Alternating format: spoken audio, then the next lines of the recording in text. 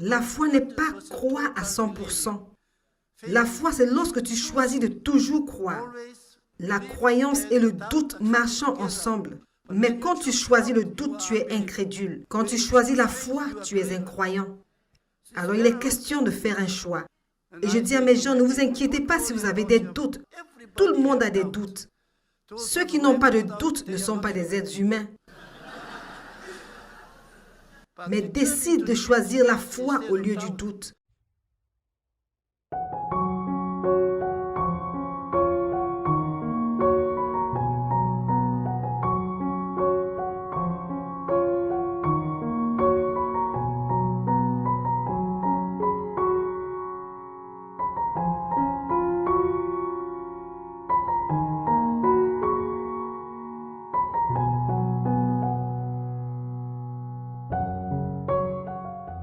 Dieu te trouve au niveau où ta foi est. La foi est la première dimension. Tu sais que tu as la foi, mais tu ne vois pas la foi. Tu ne peux pas mesurer la foi. Tu ne peux pas toucher la foi. Mais la foi est là.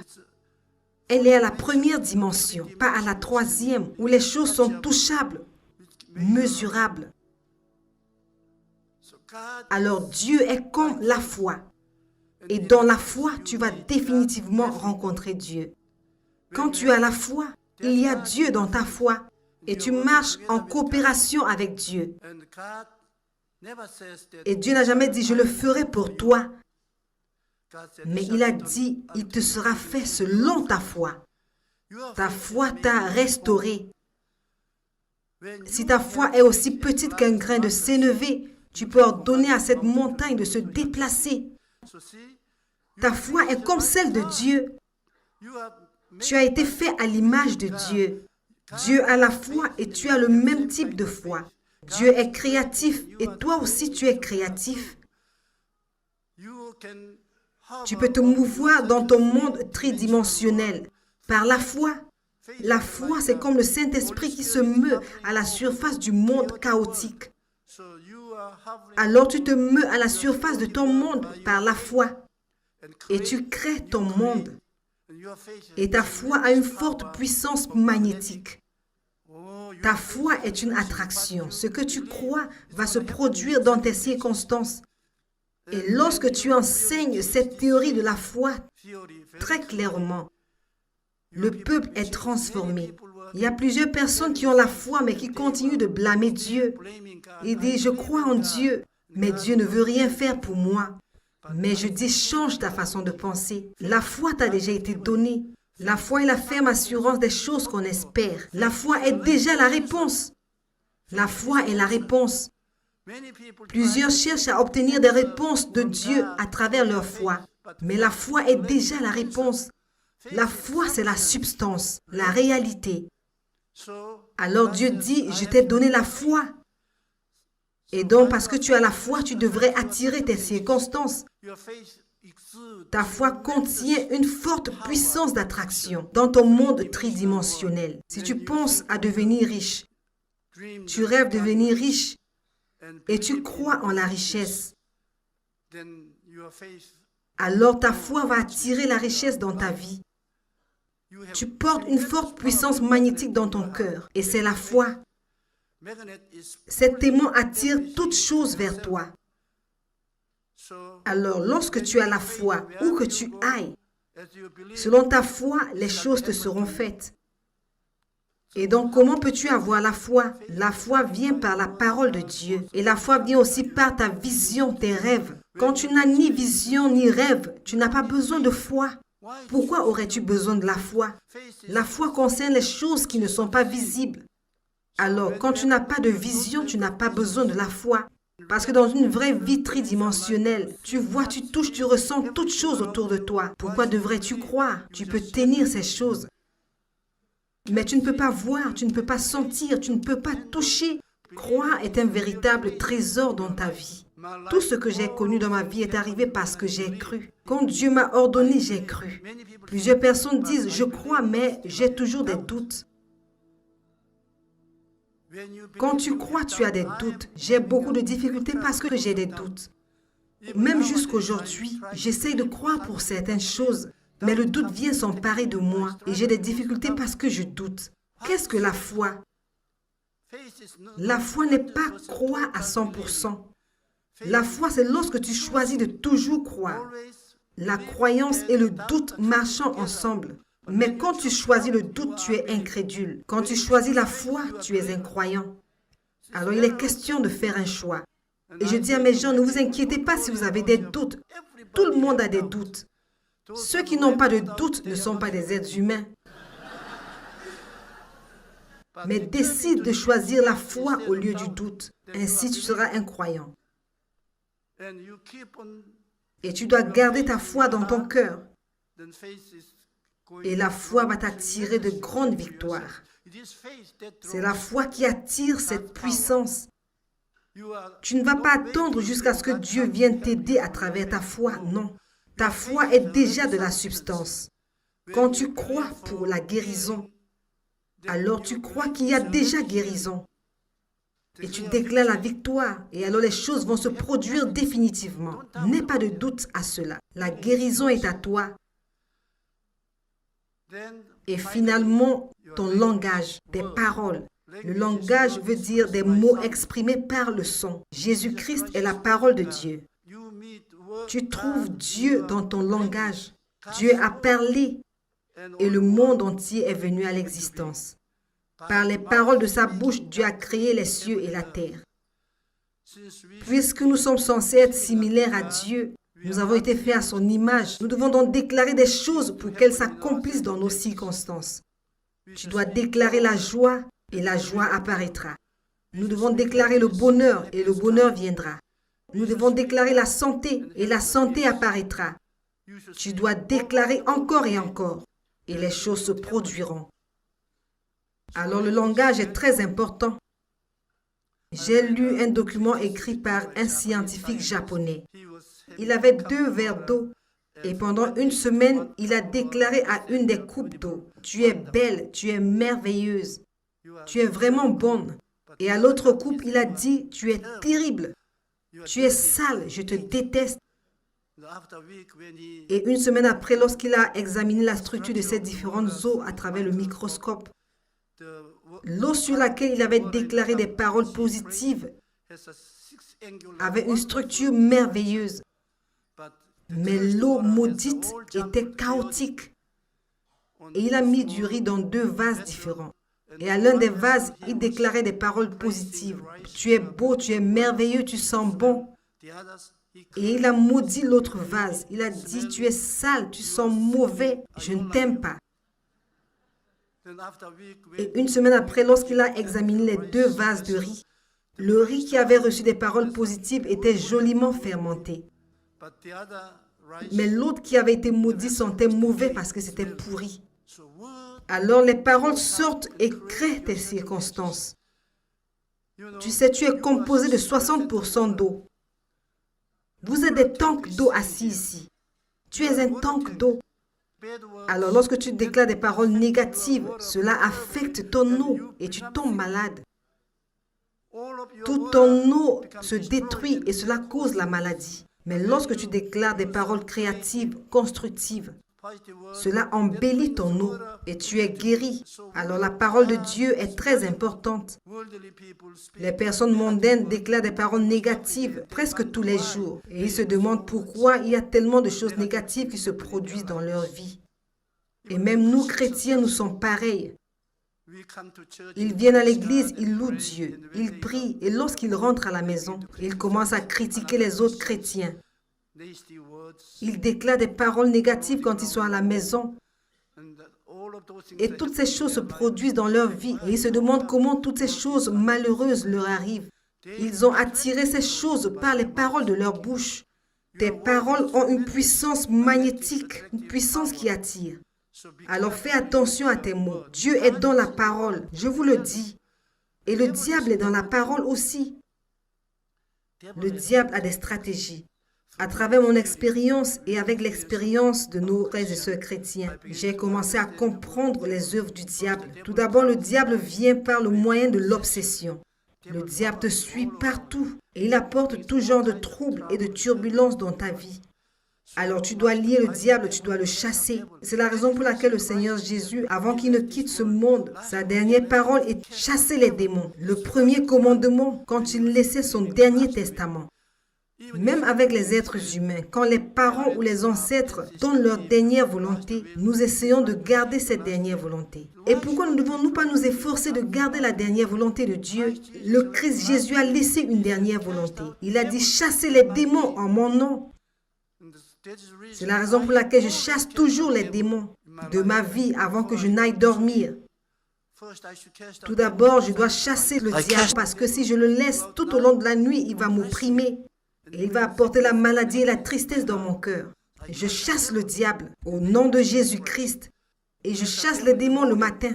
Pendant que je dors, le diable peut venir m'opprimer. Alors je dois chasser le diable. Chasser les démons est très important parce que le diable est obsédé par toi. Il te poursuit partout où tu vas et il crée tout genre de troubles. Si tu le laisses tranquille sans le combattre, il va commencer à t'opprimer. Du stade de l'obsession, il va aller au stade de l'oppression. Quand le diable opprime les gens, il développe tout genre de maladies et d'infirmités. Et troisièmement, si tu ne chasses pas les démons, ils vont commencer à te mettre la dépression. Tu deviendras une personne dépressive. Tu deviens très négatif, triste, dépressif, terrible. Et si tu laisses le diable dans cette situation sans toutefois le chasser, finalement, tu vas être possédé par le diable. Il va te voler, te tuer, te détruire. Alors, de nos jours, dans l'Église et parmi les chrétiens, on néglige la dernière volonté de Jésus. Les gens ne chassent pas assez les démons.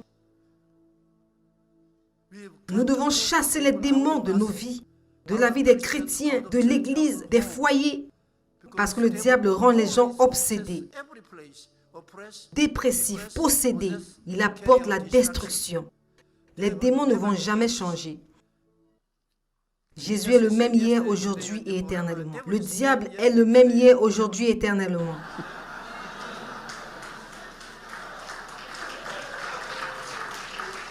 Lorsque tu es armé de vérité dans ton cœur, parfois le diable t'aide. Parce que toutes les personnes qui sont obsédées, dépressives, opprimées, possédées par le diable, ils viennent vers moi pour de l'aide. Alors ainsi le diable les aide à prendre part aux réunions des chrétiens. Et alors je chasse les démons et ils obtiennent la liberté et deviennent des chrétiens. Lorsque tu es armé par la source de Dieu, tu portes les rêves et les visions de Dieu. Tu as la foi de Dieu, tu as le langage de Dieu. Tu es dans la première dimension de Dieu. La première dimension se meut sur la troisième dimension et crée et recrée la troisième dimension. Regarde Genèse. Un nouveau monde vient à l'existence à travers la puissance du Saint-Esprit. L'Esprit se mouvait à la surface des eaux. L'Esprit se mouvait autour de l'œuf jusqu'à éclosion. Et toi, tu te meus au-dessus de ces circonstances dans la première dimension, à travers la vision de Dieu le Père, la foi de Dieu, le langage de Dieu. Un nouveau monde va éclore dans ta vie. De bonnes choses vont se produire. Tu ne vas pas dépendre de la célébrité. Tu dois créer un nouveau monde par ta propre vie. Tu ne peux pas blâmer Dieu pour tes circonstances. Dieu t'a donné de penser. Dieu t'a donné de rêver. Dieu t'a donné la foi. Dieu t'a donné le langage. Alors tu as tout reçu de la part du Seigneur. En effet, quand tu connais ces choses, tu n'as pas besoin de trop jeûner pour ce genre de choses. Je jeûne, pas pour recevoir un exaucement, pour ma requête dans la troisième dimension. Je jeûne pour avoir une communion plus profonde avec Dieu, un amour profond pour Dieu. Je prie pendant des heures, pas parce que je veux être vu en train de faire des choses dans la troisième dimension. Je profite juste de la communion avec Dieu. Si j'ai une requête spéciale, alors je ne peux pas avoir de communion. Lorsque je rencontre ma femme, si je veux qu'elle me fasse un massage et qu'elle m'aide, alors il n'y a pas communion. Je me suis juste servi d'elle. Mais si je tiens une conversation avec elle, je dis des belles choses, des anciennes histoires. On s'apprécie mutuellement. Et tout ce genre de choses, c'est bien plus que de se servir l'un de l'autre. C'est une véritable communion. Alors je suis en communion avec Dieu chaque jour. Après avoir été dans le ministère pendant 50 ans, j'ai appris beaucoup de secrets dans ma marche avec Dieu, que je n'ai pas vraiment besoin de demander des choses à Dieu spécifiquement pour mes besoins quotidiens. Parce que je peux attirer la réponse moi-même. Dieu dit, tu as mon âme. Je me suis donné à toi. La Bible dit, si vous êtes en moi et mes paroles sont en vous, demandez tout ce que vous voulez, ce sera exaucé. Et tu es déjà en Dieu par Jésus. Tu as sa parole dans la Bible. Et donc c'est à toi de voir. Tu demandes et tu reçois. Tu as une forte puissance d'attraction. Tu as un aimant de haut voltage pour attirer. Et tu devrais être une personne différente au sortir de cette conférence. Tu dois retourner chez toi comme un nouvel aimant, pas l'ancien.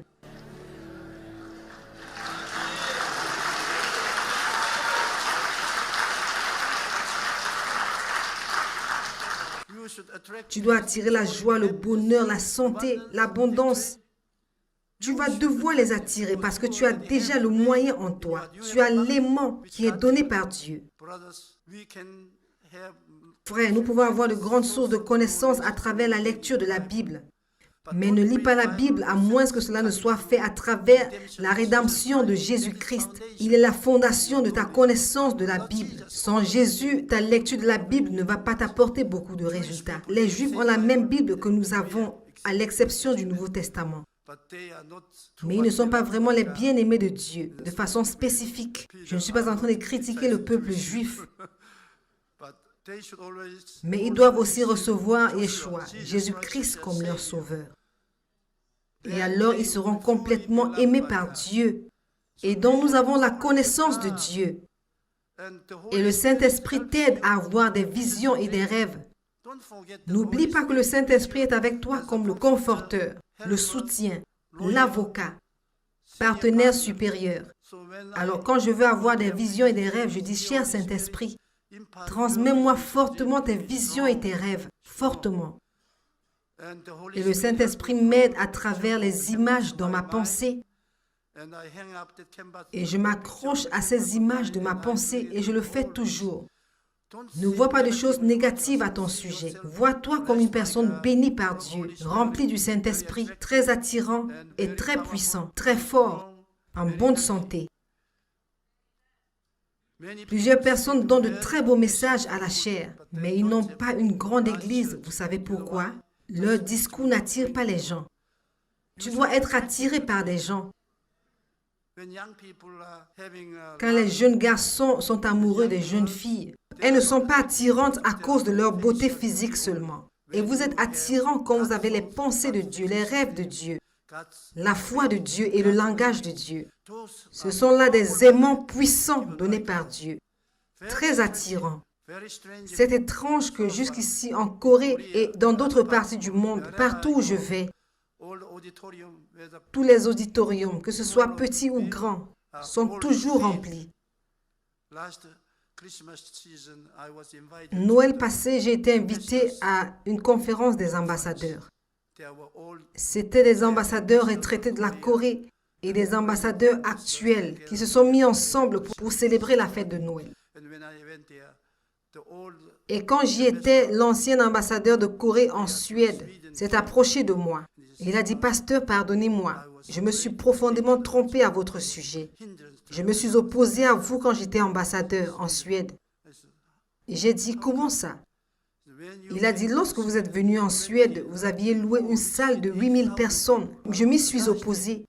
Je me suis dit que vous deviez être une honte pour la Corée. Parce que la Corée, à cette époque-là, n'était pas acceptée comme un pays où il fait bon vivre. Nous étions un pays du tiers-monde, très pauvre. Et les Suédois n'allaient pas venir vous écouter.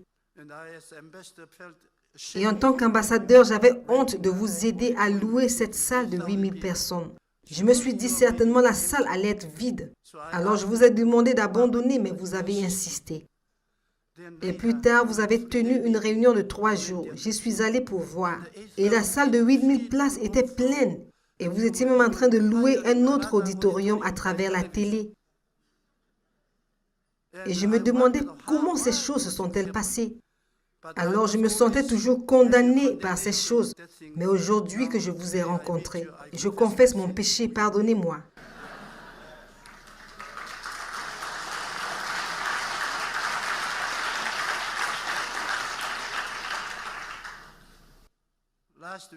La semaine dernière, je suis allé à Busan. J'ai eu une grande campagne dans l'église presbytérienne.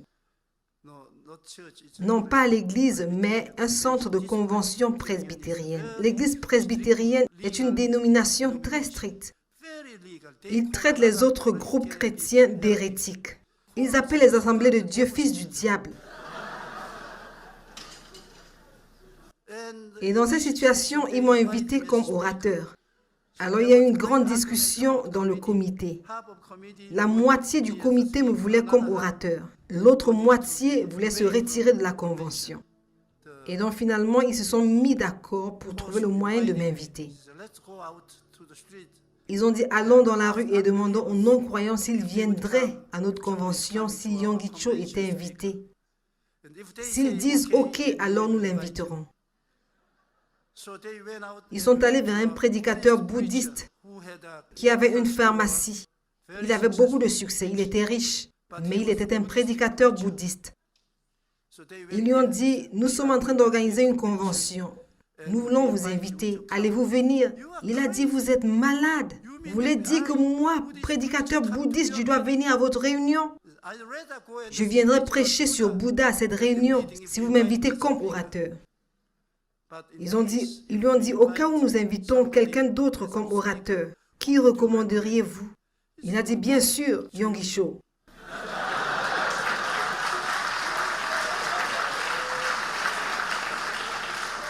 Ils ont dit, un prédicateur bouddhiste voudrait prendre part à une réunion si Yonggi Cho est orateur. Et donc, pourquoi ne pas l'inviter? Alors, quand je suis allé à cette réunion, ce prédicateur bouddhiste se tenait à la porte. Et il m'a salué. Il a dit, je vous regarde toujours à la télévision. Alors tu nous aides à changer nos vies. Tu es un prédicateur qui ne fait pas la propagation de la religion. Tu prêches la vie. Et je suis un prédicateur bouddhiste, mais je préfère votre genre de croyants. Alors tu dois avoir de l'attraction dans ta vie, partout où tu vas. Les gens viendront. À mon vieil âge, ma pensée n'est pas aussi claire que quand j'étais jeune. Je ne suis pas élégant comme je l'étais avant. Mais jusque-là, les gens viennent. Choisis n'importe quel auditorium, n'importe quel stade. C'est très étrange, n'est-ce pas? Un prédicateur a dit dans un sermon à la télé et je l'écoutais depuis ma maison. Il a dit, nous pouvons tous mieux prêcher que Cho. Comment se fait-il que les gens viennent à ces réunions et ils ne viennent pas à nos réunions?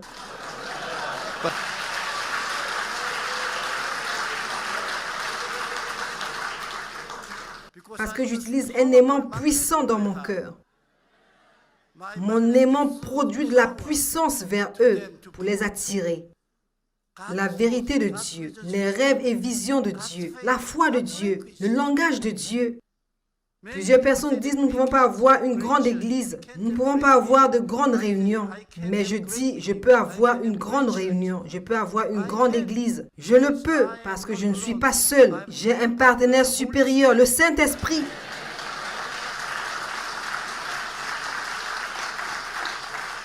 Frères et sœurs, vous êtes des personnes qui ont la mentalité du « je peux le faire ». Au sortir de cette conférence, change tes pensées, tes rêves, ta foi et ton langage. Tu vas te mouvoir dans ta troisième dimension et changer. Toutes les choses doivent changer. Les foyers doivent changer. Les églises doivent changer. Tu dois avoir la victoire et la prospérité. Dieu est un bon Dieu et tu dois apporter de bonnes choses aux gens. Lorsque tu as Dieu, les bonnes choses se produisent autour de toi. Quand tu as le diable, les mauvaises choses se produisent. Oral Roberts disait toujours, Dieu est un bon Dieu et le diable est un mauvais diable. C'est une vérité. Tout au long de ma vie, j'ai eu Dieu et Dieu a été très bon envers ma vie. Parfois, j'ai eu le diable et le diable m'a toujours apporté de la destruction, de la confusion et le malheur. Je priais un jour et Dieu m'a parlé, il a dit, tu ne dois jamais laisser les fidèles seuls. Tu dois les aider par tous les moyens. Mais ils sont nombreux. Ils ne peuvent pas tous personnellement entrer en contact avec toi. Tu dois faire comme Moïse. Délègue ton travail à tes subordonnés. Et alors j'ai dit, à qui dois-je le déléguer? Il a dit, délègue aux femmes. Les hommes ne font pas trop attention aux détails. Les hommes ne sont pas diligents et honnêtes. Les femmes sont beaucoup plus dans le détail, honnêtes, et elles sont consacrées. En Corée, les femmes n'ont pas de droit. C'est différent de l'Occident. Les femmes ont toujours été inutiles, elles sont méprisées, même à l'église. Pendant les cultes, les femmes devraient toujours se taire. Et les ministres servent la Bible en disant que les femmes se taisent à l'église. J'étais très triste parce qu'il y a plus de femmes à l'église que d'hommes. Quand on ira au ciel, on verra plus de femmes au ciel.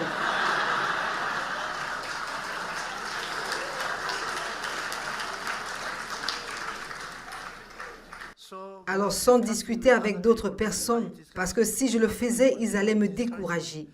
J'ai immédiatement réorganisé l'église en mettant l'accent sur les femmes. Et je leur ai donné la responsabilité de ces chrétiens pour qu'ils les forment, les aident, les consolent, les encouragent. Et les leaders de cellules étaient au départ totalement des femmes. Et je leur ai délégué tout le ministère. Et tous les anciens et les diacres de l'église protestaient contre moi. Ils ont dit que tu es en train de dénigrer l'église. Tu es une honte. J'ai dit, je peux être une honte pour vous, mais je suis une gloire pour les femmes. Et nos femmes chrétiennes étaient si encourageantes. Et elles ont commencé à travailler très dur. Et par leurs efforts, notre Église a commencé à grandir 100 fois, 200 fois plus. Toute cette grande Église a été possible par le travail des femmes. Et après avoir vu les résultats, les hommes ont commencé à venir se porter volontaires. Alors j'utilise très peu d'hommes. Je ne sais pas comment le pasteur qui va me succéder va gérer les choses. Quand j'étais à la tête, j'utilisais plus les femmes. Des milliers de femmes comme leaders de cellules. Et si vous allez à des réunions de cellules de maison aujourd'hui, vous verrez des femmes leaders. Elles sont merveilleuses, très aimables, attentionnées, très sympathiques, de grandes prédicatrices. Et donc je ne vois pas la différence entre les hommes et les femmes en Jésus-Christ. Nous sommes tous les mêmes, enfants de Dieu. J'ai lu dans les journaux la fois dernière que les femmes en Corée vivent bien plus longtemps que les hommes. Dieu accorde la faveur aux femmes. Alors ne pense jamais que tu ne peux rien faire parce que tu es une femme. J'ai encouragé ma femme tout au long de ma vie. Je lui disais, ne te limite pas à être une mère ou une épouse au foyer, à préparer dans la cuisine. Tu as du talent, tu as une personnalité donnée par Dieu et tu vas devoir te développer. Alors je l'ai forcée à aller étudier en Amérique, à New York. Et finalement dans l'école de mon enseignant, l'université Oral Roberts. Ma femme a un doctorat en théologie de l'université Oral Roberts. Et maintenant, elle est une excellente présidente de Hansen University. Avant de devenir présidente de Hansen University, notre université était dans un état financier terrible. Et nous n'avions pas assez d'étudiants. Les bâtiments vieillissaient. Mais ma femme est arrivée et elle a commencé à appliquer la première dimension dans l'école. L'école a été rénovée. Maintenant, Hansen University est une université dominante en Corée. Les jeunes chrétiens veulent tous y venir. Et je lui ai dit, ne te limite pas seulement à être présidente de l'école. Deviens prédicatrice. Tu peux prêcher. Elle a dit, je ne peux pas prêcher. Ma mère prêchait, tu peux prêcher. Je lui ai dit, tu peux prêcher, tu vis avec moi depuis 40 ans. Tu peux prêcher. Et je l'encourageais et un matin, elle s'est levée et elle a dit, maintenant je pense que je peux prêcher. J'ai dit, et comment? Elle a dit, j'ai rêvé la nuit dernière que je suis sortie, je suis allée dans le monde et j'ai prêché l'évangile. Alors elle a commencé à aller partout dans le monde et elle a commencé à prêcher l'évangile. On l'a invitée à Singapour. Et elle est devenue la mère spirituelle de Konghae.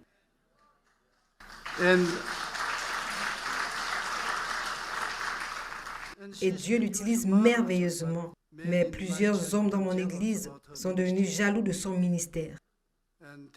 Et ils n'aiment pas le fait qu'elle soit trop active. Et je lui dis, n'y prête pas attention.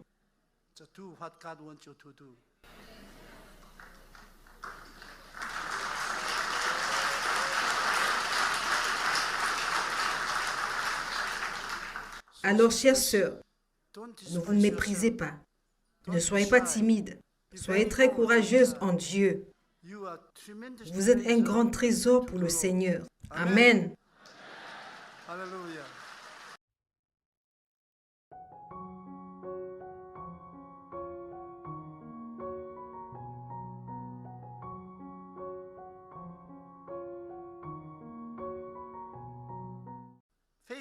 La foi n'est pas croire à 100%. La foi, c'est lorsque tu choisis de toujours croire. La croyance et le doute marchant ensemble. Mais quand tu choisis le